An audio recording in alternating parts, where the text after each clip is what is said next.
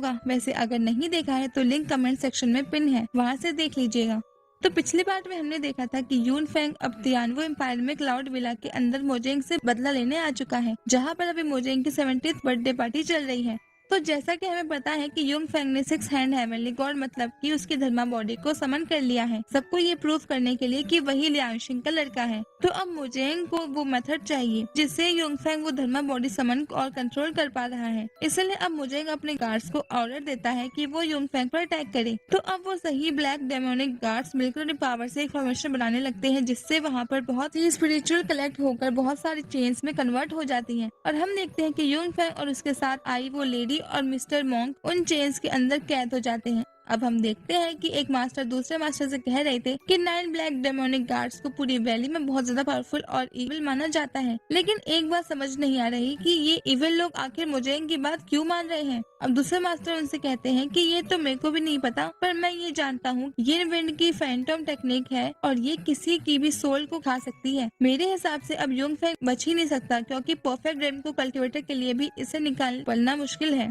तो अब हम यूंग फेंग को देखते हैं जो कि कहता है कि तुम्हें क्या लगता है कि मैं इतना मामूली अटैक से पकड़ा जाऊंगा। और इतना कहकर वो अपनी धर्मा बॉडी के जरिए सिर्फ हाथ आगे करके उन सभी चेन्स को बिल्कुल मकड़ी के जाले की तरह हटा देता है और फिर अपनी धर्मा बॉडी की मैजिक आई से उन ब्लैक डेमोनिक गार्ड्स पर अटैक करता है। दरअसल ये पावर पूरी सोल वाले लोगों को और डेमंस पर ज्यादा काम करती है। तो हम देखते हैं कि इस टेक्निक में धर्मा बॉडी की थर्ड आई से एक लाइट निकलती है जो कि सीधा उन 9 ब्लैक डेमोनिक गार्ड्स की तरफ जाती है और उन्हें दूर फेंक देती है। अब इस अटैक के बाद वहाँ बैठे सभी मास्टर्स और एल्डर्स को ये पता चल गया था कि यूंग फेंग कोई मामूली बंदा तो नहीं है। अब वहीं बैठे एक मास्टर कहते हैं कि ये टेक्निक तो हाफ युआन डेन रिल्म के बराबर है। अब उन डेमोनिक गार्ड्स के बाद वो हाई लेवल गार्ड्स अपनी फ्लेम स्वॉर्ड लेकर आते हैं, लेकिन इस बार यूंग फेंग लड़ने नहीं जाता, क्योंकि इस बार उसके साथ आई वो लेडी उन सभी पर अटैक कर देती है। और हम देखते हैं कि वो इतनी स्पीड के साथ उन सभी हाई लेवल गार्ड्स पर स्वॉर्ड चलाती है कि किसी को पता ही नहीं चल पाता और अचानक से उन सभी गार्ड्स की बॉडी जामने लगती है और टूट कर गायब हो जाती है। अब वहीं खड़े एक मास्टर पूछते हैं कि ये कौन सी टेक्निक है जिसमें इतनी खतरनाक स्वॉर्ड चलाना सिखाया जाता है। तो एक दूसरे मास्टर कहते हैं कि ये बात मुझे क्या पांचों सेक्ट के किसी भी मास्टर को नहीं पता, क्योंकि ये चीज हमने कभी देखी ही नहीं है। उसके बाद एक तीसरे मास्टर कहते हैं कि पक्का ये लड़का पूरी तैयारी के साथ यहाँ पर लड़ने के लिए आया है।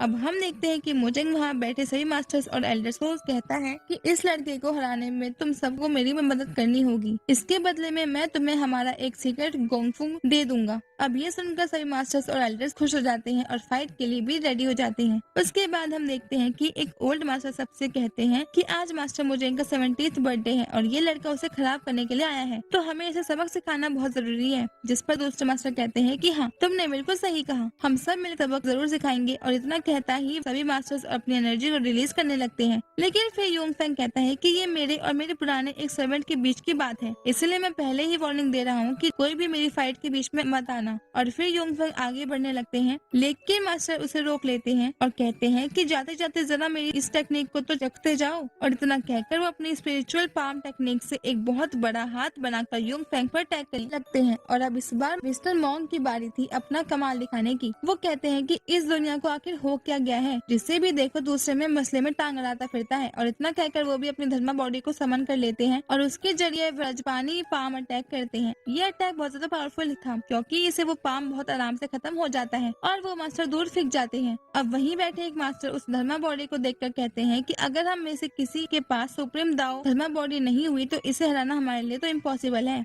अब वो चोट खाए मास्टर कहते हैं कि क्यों ना हम सब मिलकर इसे फाइट करें, इससे हम इन तीनों को बहुत आसानी से हरा देंगे। तो अब उनकी बातें सुनकर सभी मास्टर्स और एल्डर्स बहुत जोश में आ जाते हैं और कहते हैं कि हाँ, हम सब साथ में फाइट करेंगे। अब उसके बाद एक मास्टर अपनी बड़ी सी स्वॉर्ड निकाल लेते हैं और कहते हैं कि मैंने मेरी इस तलवार से पहले भी कई पहाड़ों को तोड़ा है, तो ये मॉन्क मेरे सामने कौन सी बड़ी बात है। और इतना कहकर वो अटैक करने के लिए आगे बढ़ जाते हैं और उनके साथ अब बाकी के मास्टर्स भी अटैक करने के लिए यूंग फेंग की तरफ आगे बढ़ते हैं। तो यूंग फेंग मिस्टर मॉन्क से कहता है कि ये लोग ऐसे नहीं मानेंगे। तो मिस्टर मॉन्क उसे कहते हैं कि ठीक है, तो अब इनको बताना ही पड़ेगा कि बिना सच जाने कभी कोई फैसला नहीं करना चाहिए। अब इतना कहकर मिस्टर मॉन्क अपनी धर्मा बॉडी के साथ 1000 हैंड्स ऑफ स्पिरिचुअल आर्ट का यूज करते हैं और हम देखते हैं कि वो सभी मास्टर उन हैंड्स की वजह से यूंग फेंग पर एक भी अटैक नहीं कर पाते और दूर होते चले जाते हैं। अब यूंग फेंग अपनी स्वॉर्ड को आवाज लगाता है तो मिस्टर मॉन्क के पास उसकी स्वॉर्ड हुए उसके हाथ में से आ जाती है। उसके बाद वो सभी मास्टर्स जो 1000 हैंड्स की वजह से दूर फेंक रहे थे, यूंग फेंग उन पर अटैक कर देता है, है जिससे वो बाद में उसे डिस्टर्ब ना करे।